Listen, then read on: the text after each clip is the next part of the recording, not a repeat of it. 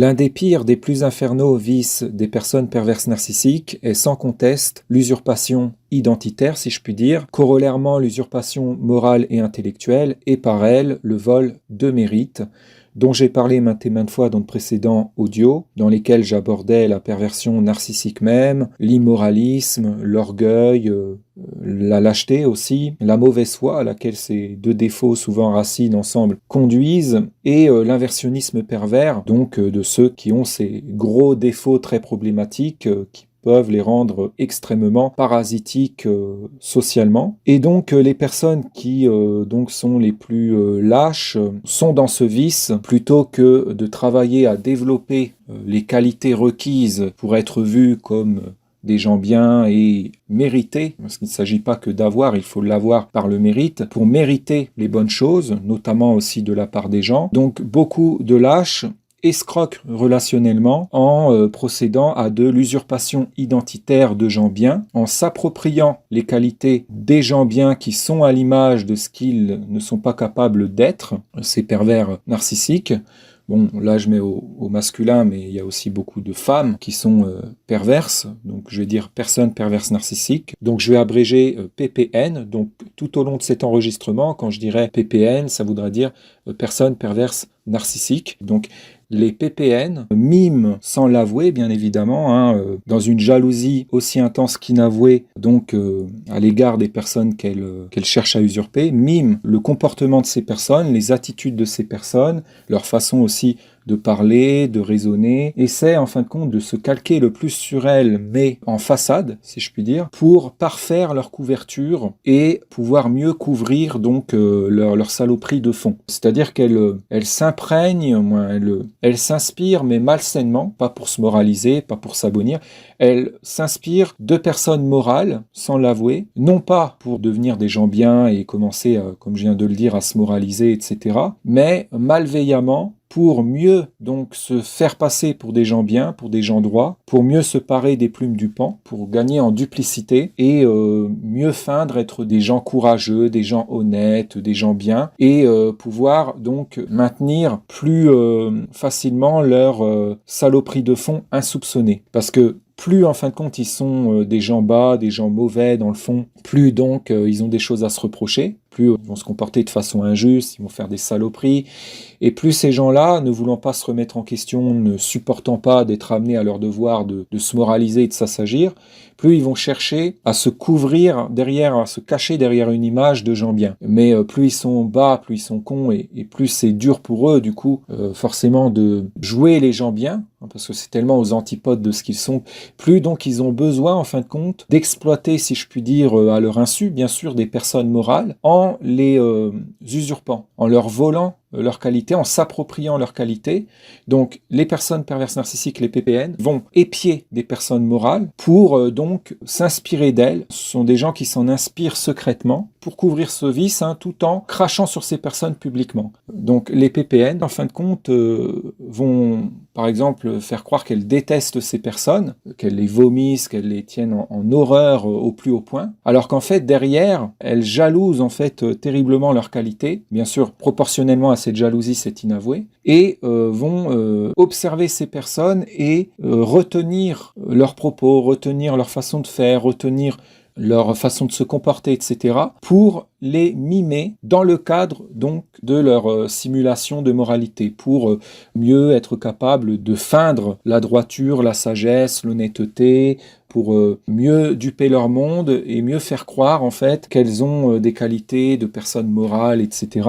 et mieux donc cacher au monde leurs défauts, leur statut de personnes manipulatrices, perverses, de duplicité. Donc il y a beaucoup de personnes morales en fait qui, à leur insu, sont usurpées ou sont exploitées de la sorte en fait. Et quand une personne en fin de compte morale qui se fait usurper de la sorte par une PPN s'en rend compte et cherche finalement à couper court à ce phénomène d'usurpation, les personnes perverses narcissiques qui l'usurpent cherchent à la détruire et à la conditionner à s'inhiber et à ne pas donc se faire reconnaître comme étant ce qu'elle est socialement, puisque forcément si la personne morale, la bonne personne usurpée est reconnue comme morale et comme bonne dans ses qualités, ça va déranger les personnes perverses narcissiques qui l'usurpent, puisqu'elles vont avoir encore plus de mal, en coprésence avec elles, à se faire reconnaître, elles, comme étant des bonnes personnes, puisque ne l'étant pas, étant des imposteurs, étant des faussaires, des usurpateurs, des gens qui feignent seulement, qui paraissent être et qui ne sont pas authentiquement. Forcément, par contraste avec l'authenticité des personnes vraiment morales, qui ne jouent pas double jeu, qui ne sont pas dans la duplicité, ils vont se retrouver démasqués. Donc c'est pour ça que les personnes perverses narcissiques ont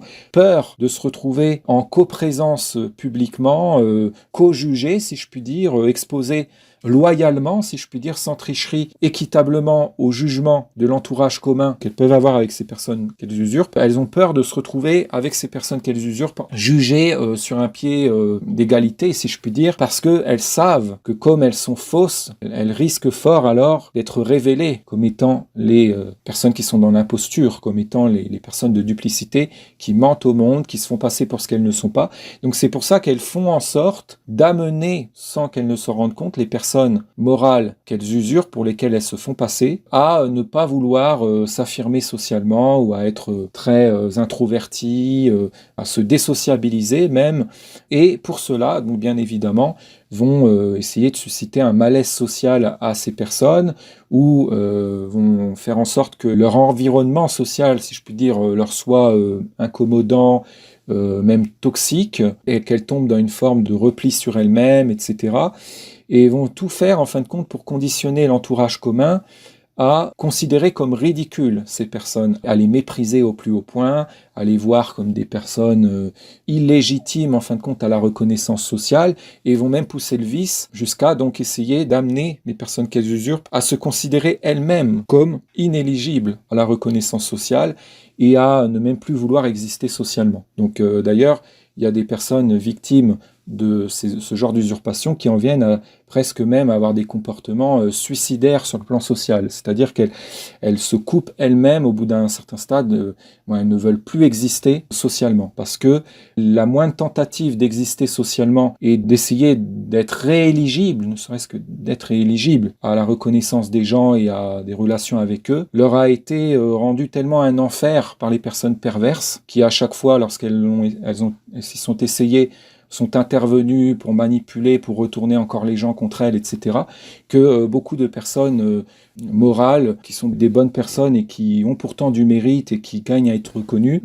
et reconnues, se résignent en fait, sans même parfois se l'avouer. À la grande délectation donc des faussaires que sont les PPN, qui n'ont aucune limite dans la cruauté en matière de vol de mérite. Plutôt que de travailler sur eux-mêmes, que de développer les qualités pour, comme je le disais tout à l'heure, être vraiment des bonnes personnes, plutôt que de faire les efforts pour développer des compétences, des qualités, plutôt que de faire les efforts aussi de disciplination pour être des bonnes personnes, des gens vraiment sages, vraiment dignes d'estime, ces personnes vont se reposer sur la facilité de tricher avec les autres, tricher avec la vie plus globalement, et même avec eux-mêmes, puisque ça les pousse à être tellement malhonnêtes finalement, que ces personnes à la longue en viennent à se raconter tellement des histoires sur elles-mêmes, en se la jouant géniale dans leur médiocrité, etc., qu'elles en viennent donc à tricher avec elles-mêmes par une forme d'auto-hypnose, par du voilage de face, etc. Et certaines personnes vont très très loin en la matière. Donc ce sont les lâches. Les lâches, en fin de compte, préfèrent tricher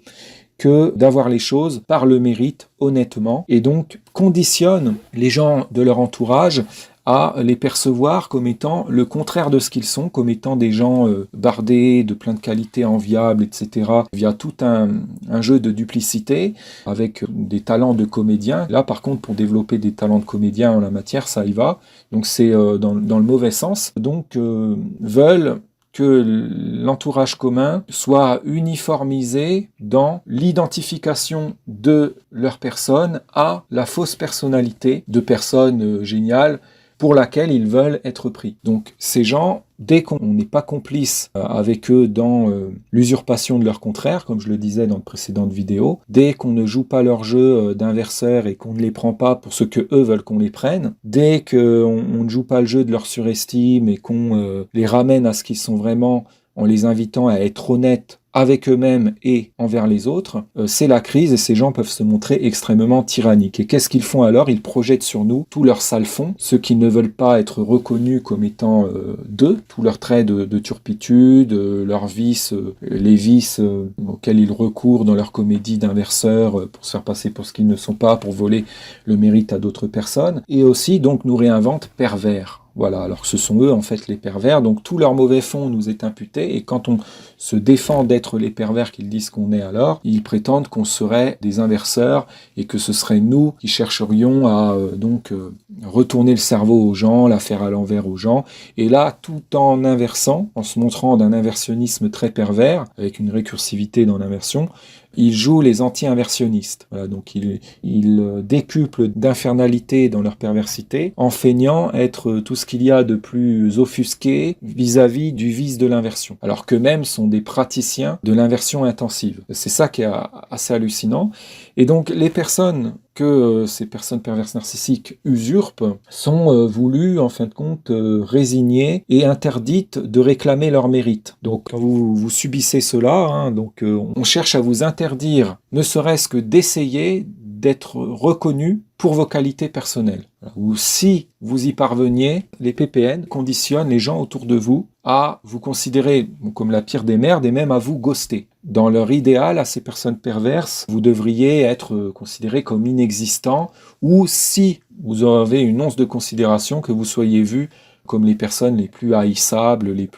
et que vous vous retrouviez disqualifié socialement. Donc si vous parvenez malgré ça à la force de l'affirmation morale, si je puis dire, si vous arrivez à déjouer cela avec courage, avec persistance aussi, et que vous parvenez à être reconnu même minimement pour vos qualités, et à recevoir une once d'estime, ne serait-ce que même d'une seule personne, les pervers qui vous usurpent s'emploient à criminaliser cela sur le champ, et à essayer de compenser avec donc un surplus d'injustice à votre encontre, comme si vous auriez commis le crime, comme si vous auriez joui indûment de quelque chose que vous ne méritiez pas, et que ce serait quelque chose d'extrêmement indignant, d'inacceptable, que ce serait le crime des crimes, et que ce serait impardonnable. Comme si vous auriez atteint le paroxysme de l'impardonnabilité. Et donc, essaie alors de faire croire ça à la majorité des gens, de l'entourage commun, pour vous disqualifier encore plus et même pour vous damner